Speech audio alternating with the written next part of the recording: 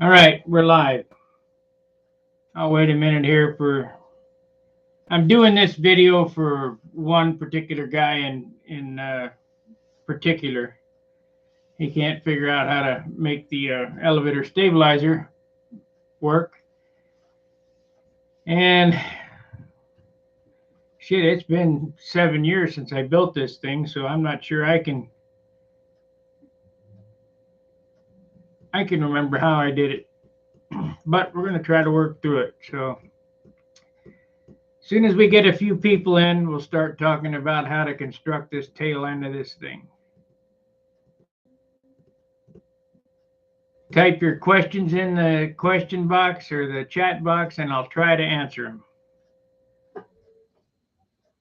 By the looks of this,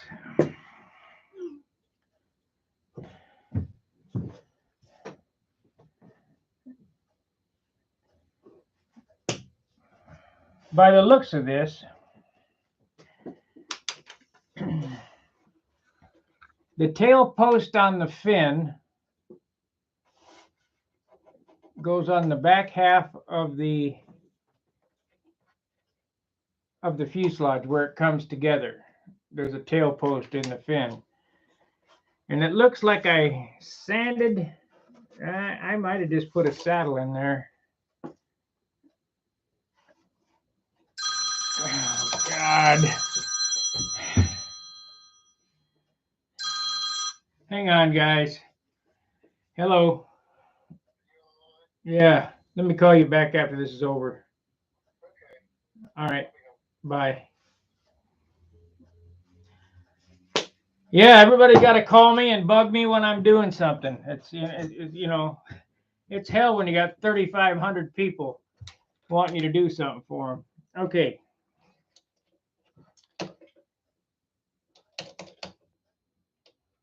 I think what I did is I carved that block that you were talking about, and I set it between the two fuselage sides, right behind the last former. And I sanded that to a saddle, to the airfoil of this airfoil of the stabilizer, and glued the stabilizer on top of it.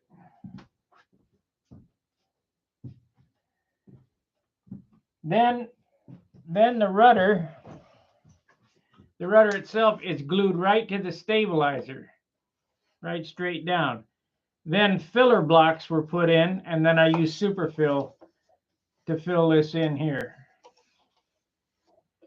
So you want to sand that 3/8 block or 5/8 block. I don't think it needs to be that heavy, personally, to fit between the two fuselage sides in the back there, right behind the last former where the stringers end, and sits on the bottom. So you sand that into an airfoil, sandwich between the two fuselage sides. You glue this to the top of that block. Then you glue the rudder onto the stabilizer, right to the stabilizer. I do remember that because I always do that on my stunt airplanes. The tail post goes right even with the back half of the fuselage. The stringers stop at F13 or 14 or whatever. I think it's 13. Stop right here, and then you fill this in with wood and superfill, and get that transition down. I think I used a piece of plywood here so I could get that nice edge.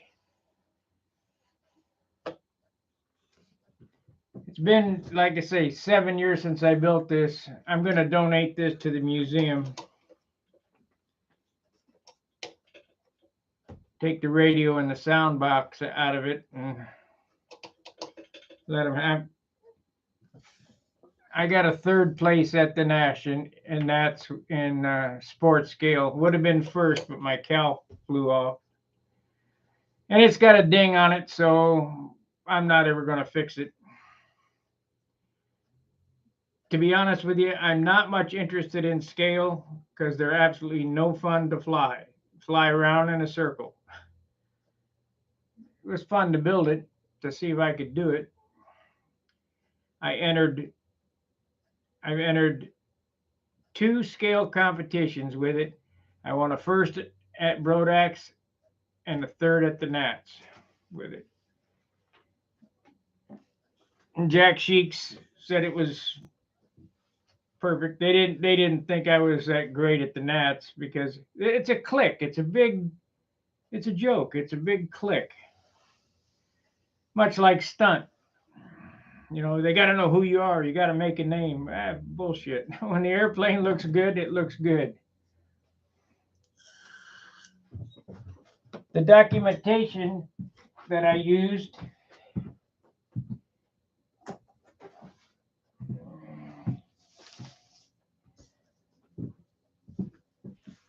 is this right here.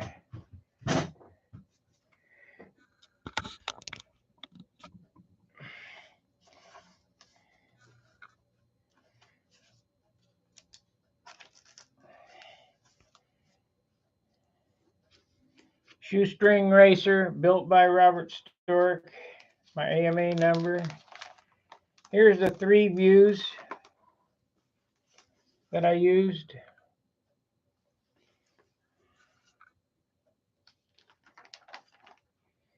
Here's the color chips I used. The color of this is chartreuse. You can't hardly see it on the paper because this is kind of white, but it's kind of yellow too. The silver metallic looks blue on this paper, but it's supposed to be silver. Jet black and Ferrari red. I use Cadillac red. Then I had this picture. Thank you, Paul. I use this picture here.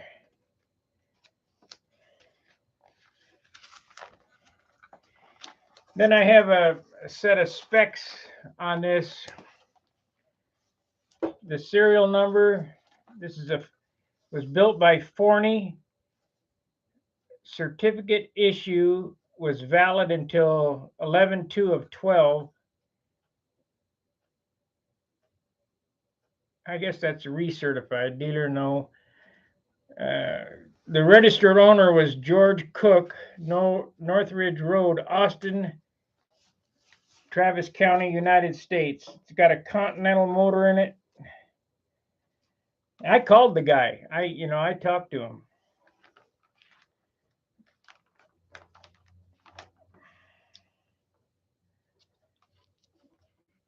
I got his name, address, zip code. But that's the documentation you give them. On the wall, I got a big 3 view that looks like this. It's 18 by 20.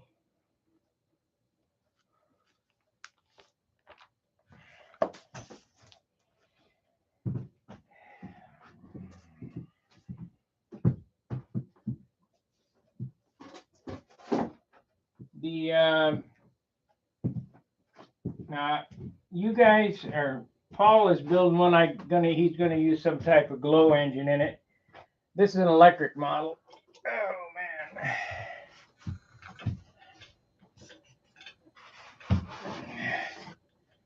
And I'm gonna tell you something about finishing this airplane too.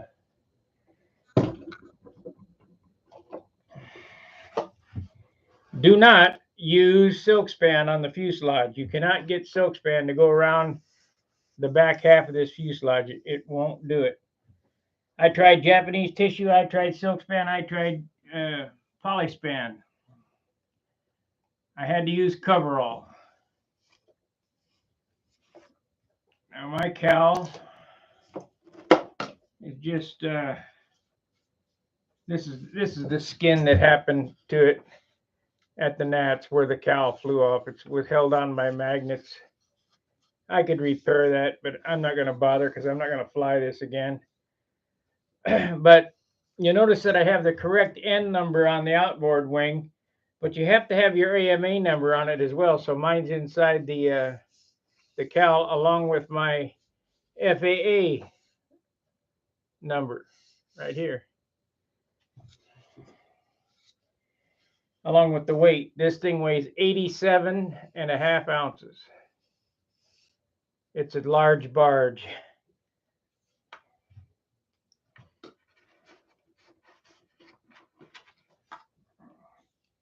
The yeah,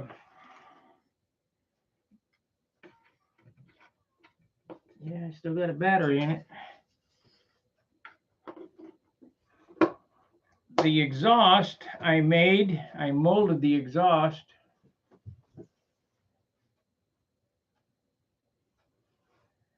I don't think you're going to get soaked to go around those corners.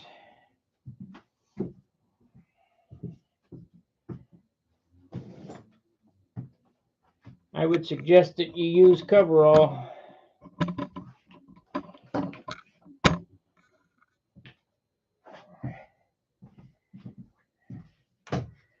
These exhausts I carved out of wood.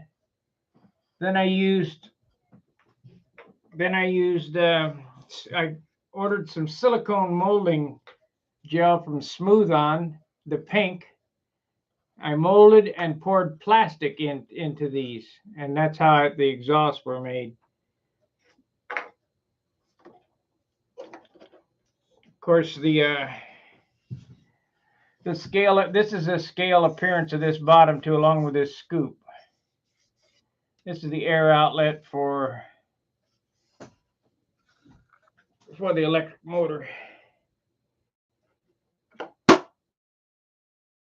I built this airplane before the kit was released. I was the guy who built the prototype.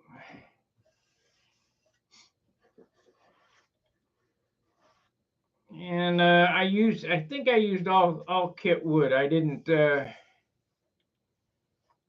try to bash it and make it lighter, which I should have. If it would have come in at 67 ounces, it would have been a whole lot better. But it's 87. It's got a sound box in it. It sounds like a Continental when it's running. Of course, it's a radio controlled for throttle.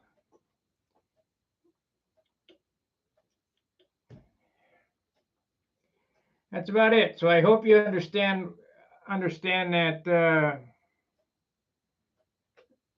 that tail setup. It's pretty easy, pretty self-explanatory. Just cut the block into a triangle behind F12 and sand it out to fit that stabilizer on top of it. Put it on top and then fill in with wood behind it all the way to the tail post.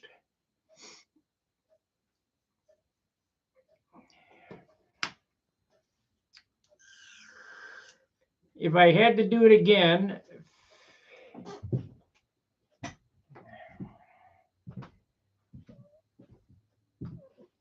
now I don't know how much difference this makes, but if I had to do it again, this is a canopy that they sent with it. It goes all the way back to here. I then put in a seat back. It's got a headrest on it, and painted it black, and then molded the canopy in and painted half the canopy. If I had to do it again, I'd do this half in wood and this half in plastic. But if you're not a real skilled, if you're not really up on, this is probably the easiest way to do it. I just think I could have done a better job doing that in wood.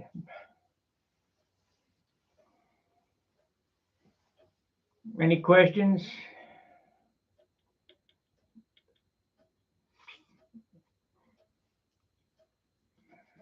This spinner was very, very hard to find and very expensive. This whole airplane, there's a lot of money sitting there.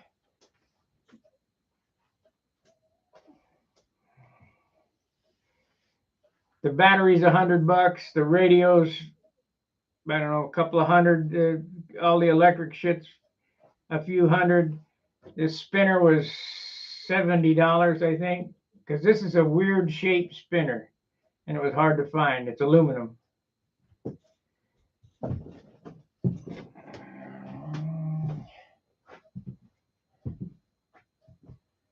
Your tail section, where does the silk start and the wood end? You're not getting it.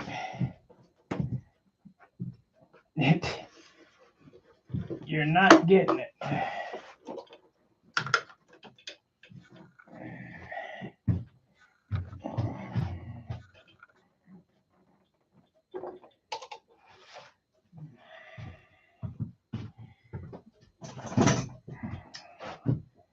Okay, we'll try it again. On your fuselage, I looked at the pictures that you sent me.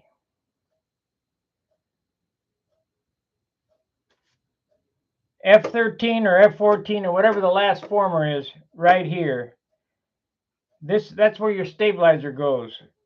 You're going to pin those fuselage ends together the same thickness as your tail post. You're going to sand and fill that block and set it down in there so that this can glue to the block.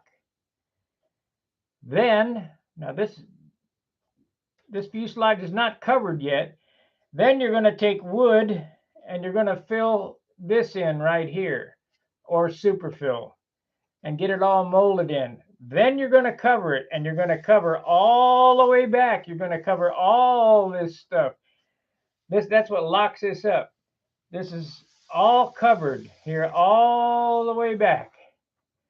I would go ahead and cover your stabilizer and rudder with silk span.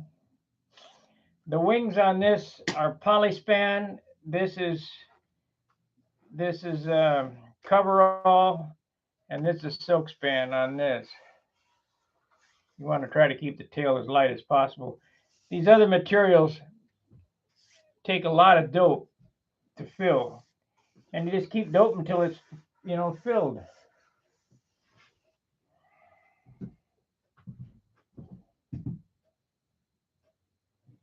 Yes, this is a paint line. It's the same paint line that's on the real airplane. So you get it all done, and you put these trim on here along with the letters. It's all painted on.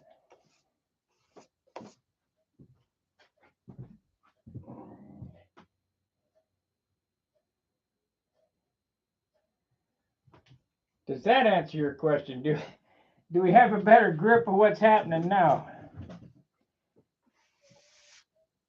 I'd like to see you get that airplane finished. I mean, it's a very expensive kit. I think they're around $300, $280 or $90, something like that. 400, holy smoly.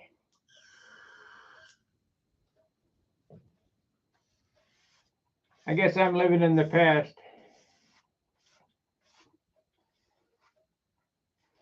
This kit was donated to me by Brodak when he was alive. John was a good dude.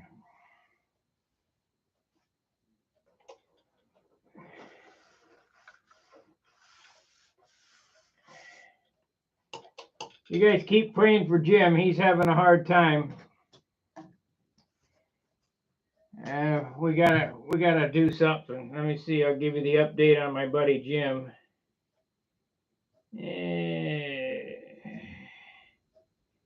Filters, all messages.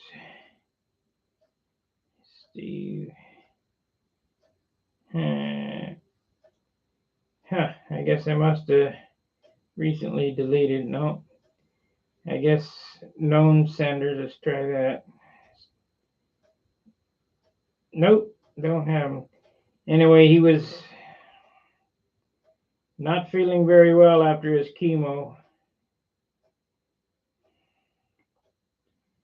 Okay.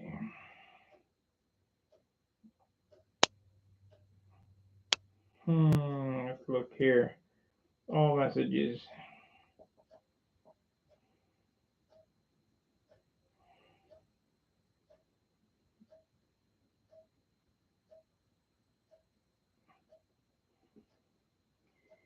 It's unfortunate. I got a message from his wife, and he's not feeling well, so let's all pray for him. That chemo's some bad shit.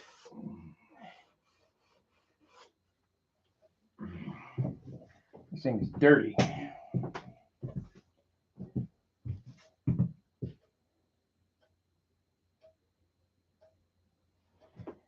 Yes, he has bone cancer. It's terminal.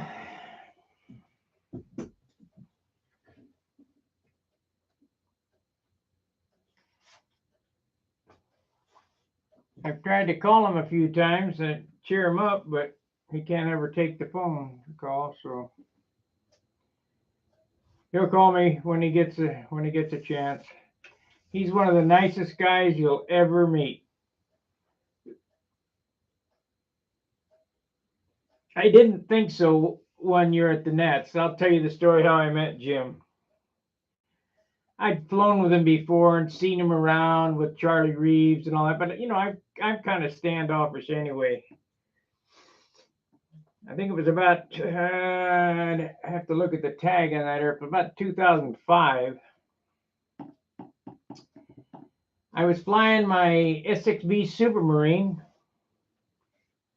at the Nationals, and he and Charlie Reeves were the appearance judges. Now you got to picture this. We're like Mutt and Jeff, only it's worse than that. It's a Great Dane and a Chihuahua. This guy's he had to be close to 400 pounds then. He was pretty heavy and good, like a linebacker. And I'm 160 pounds. And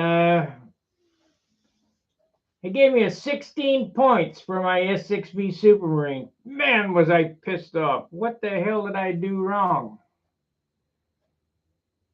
So I found the hotel he was staying at, and I took my airplane there, and I said, I want to know what you saw. What is going on? Why did I only get 16? And he said real calmly, you didn't finish the bottom as well as you did the top. He had me. He got me. I said, okay, thanks. But I was pissed. I mean, I was ready to go to blows with this guy. But he told me the truth, and that's never happened since then. As a matter of fact, he regrets telling me that. So we became friends after that. And every time he'd see me, he'd give me a big old bear hug. He'd hug my neck, and his wife is just a sweetheart as well. Mama Joe. I certainly missed him at contests. I see him every year at Brodax or the Nats. The man is a super, super good builder. And you got to respect guys that can, that have craftsmanship behind him. The guy is super. Him and Charlie Reeves. Charlie Reeves is a good finisher and a good builder, and so is Jim.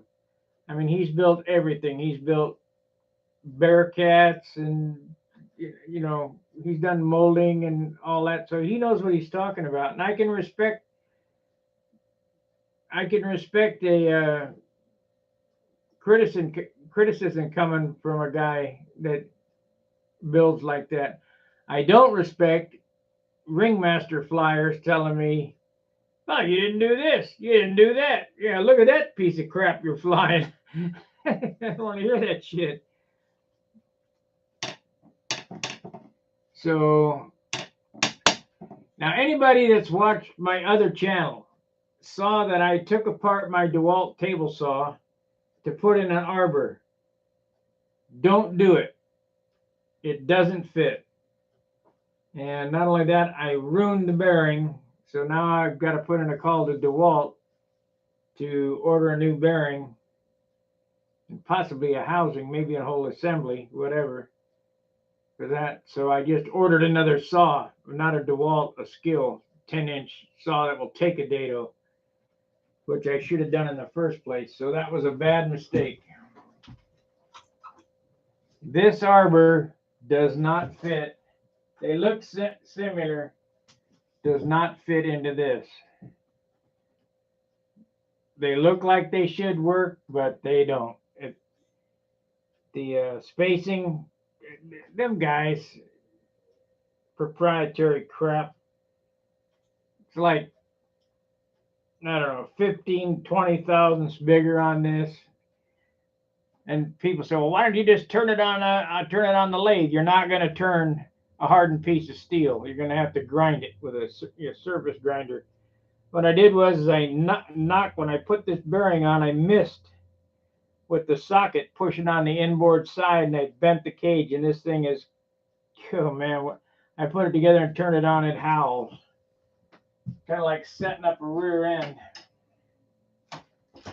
So it's either DeWalt bearings or called Boca. Get some type of racing bearing to put in there.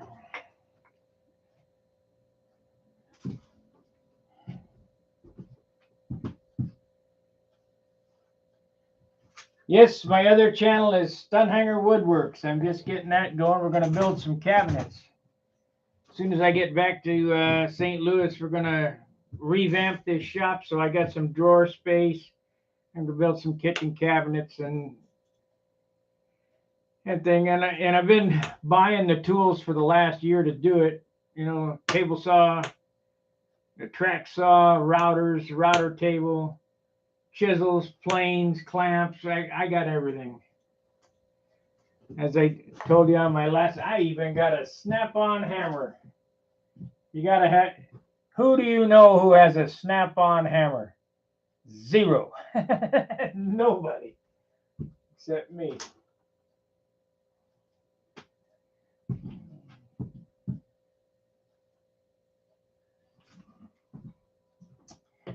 I am going to show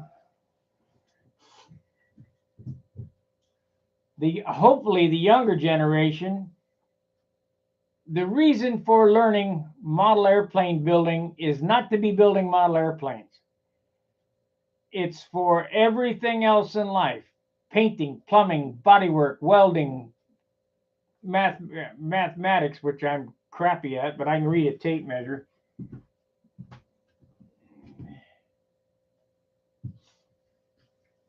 Yeah, it's not bad. Now, that S6B Supermarine that I was talking about, the one that I'll get that. No, I can't get at it. I got boxes over there. Oh, not only did that thing not work, it also cost me poking a hole in my Dr. Pepper airplane wing today. I was beating on it, and the paint gun flew off the bench and went right through the wing. So should I choose to repair that, that's some more work to do. But we'll have time here after next month. I won't be back here in St. Louis until the end of next month. I'm going to try to make another trip next weekend home here to carry some more shit home. You can't believe how much crap you can accumulate in 6 years. I don't know that I get enough room to hold all the shit that I bought. I still got a television, a couple of desks, and a workbench, and just a whole lot of shit to come back here. I'll start taking that apart next month. Beginning of next month, we'll take apart the bench and get it loaded up and ready to come back.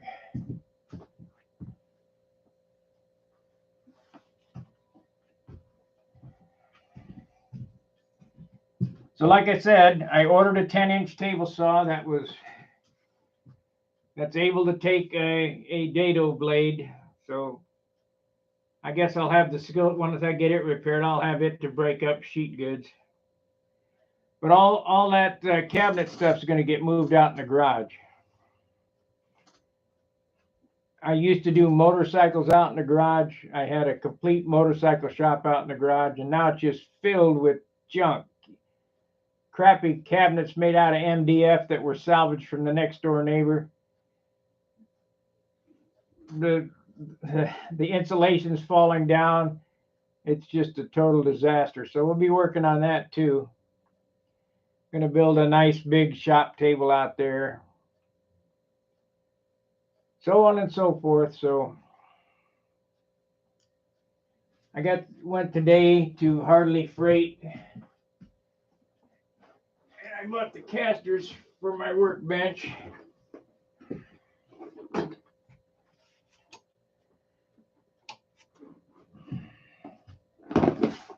You know, Harbor Freight, even though everything is made it, it's Chinesium, some of this stuff ain't bad. I mean, how good does this have to be?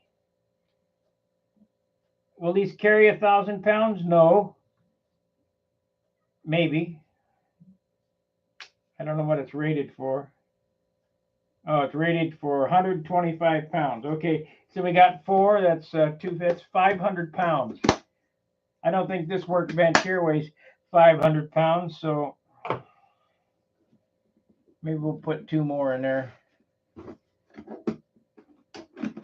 I don't know what a piece of 3/4 MDF weighs, but probably 100.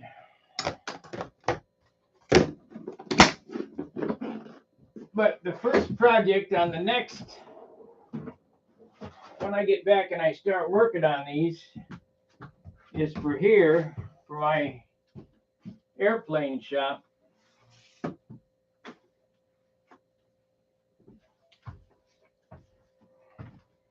Is these modular cabinets. Let's see if we can get a picture of what they look like. 2 sheets of 3/4 and 1 sheet of 1/2 inch will make 5 cabinets. You can put them together any way you want. Let's see here. I saw them, I go, man, I gotta have them.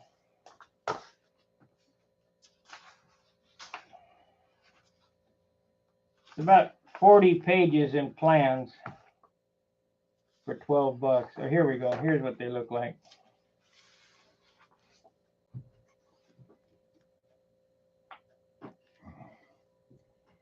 And they sit on legs or casters.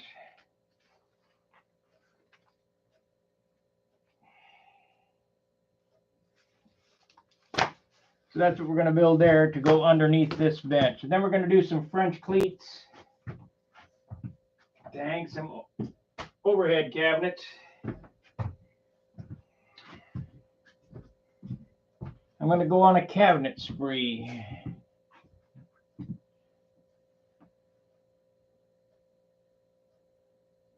No, I'm not going to PA on the 11th. Hey, John.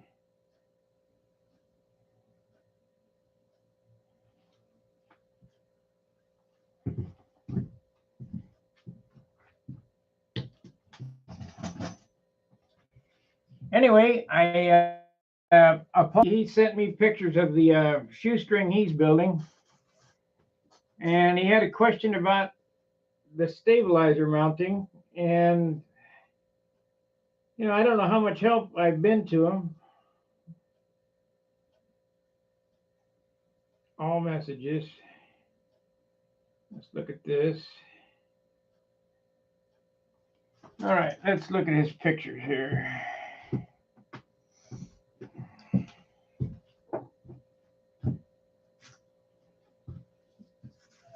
All right, you see that block that he's got right there? It doesn't go there. That's the first thing. This block goes back here because the elevator, let me see here. Yeah.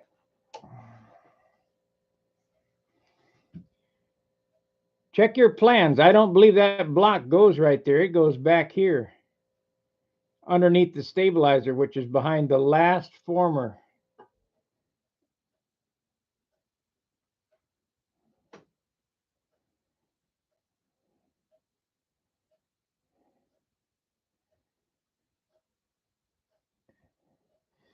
This tail post, the tail post on the rudder, that tail post you got sticking down right there. Let me see if we can see this. This tail post right there goes between these two on the very last. So that you're not getting it even in the right spot, I don't think.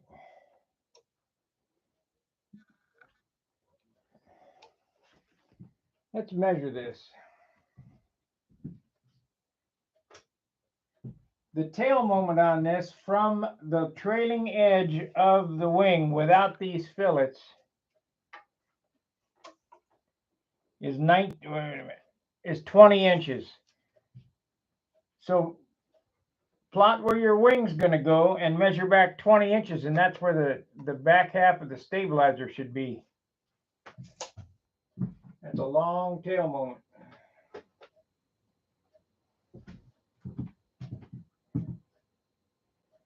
Yo, Dan.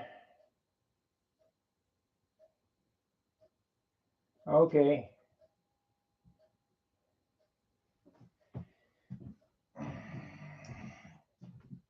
And the tail post of the rudder goes on the very back of the fuselage. And this turnout right here, the leading edge goes right on the front of that, and I believe that's right on the last former. So you just want to put that block back there and sand it to the airfoil of the stabilizer so that it has something to glue to. And then, like I say, just fill this in. I think I might have used straight superfill. I can't remember. From this former back, you glue the rudder on top of the stabilizer, and then I just superfilled it in or used wood or whatever. I don't remember.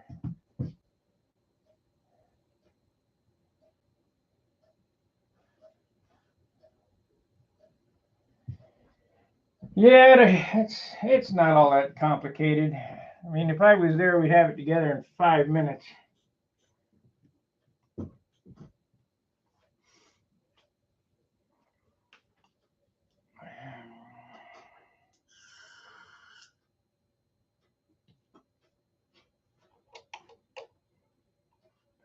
Five minutes, we'd have it together. It's not a big deal. I think next weekend I'll make a run. And I'll bring back my sign plotter. If I don't know where I'm going to put that either. I got airplane. I got so many that room over there is filled with crap. It's just unbelievable what I got here.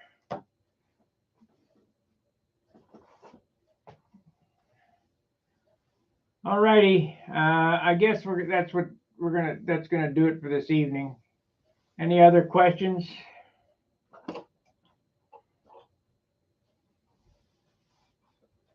Yeah, be sure to go over to Stunt Hanger Woodworks. Sign up. We're going to do cabinet making over there.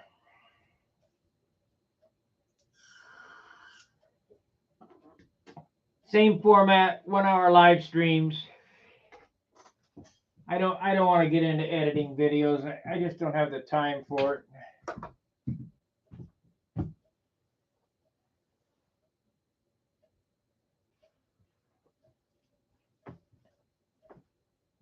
Will I ever get 100,000 subscribers? Maybe. And while we're over there on Stunt Hanger Woodworks, we'll get them to come over here to Stunt Hanger. And there is no monetization over there as of yet, so you're not going to get any ads.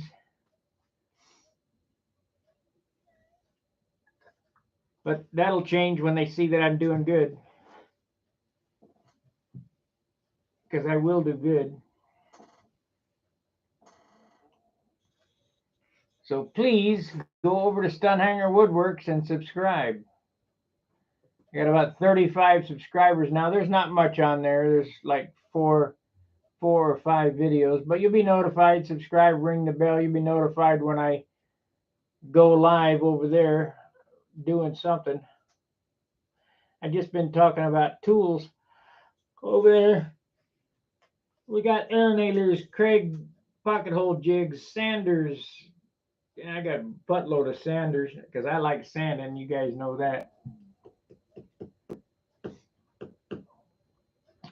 All right, that's going to do it. Appreciate you watching. Go over to Stunt Hanger Woodworks and subscribe. Like, subscribe, and share here. And thank you for the super chat. And we'll see you later. Fair winds, tight lines. Tomorrow night's Charles's night, and I'll be back in Dayton. So we'll see you then. Fair winds, tight lines. See ya.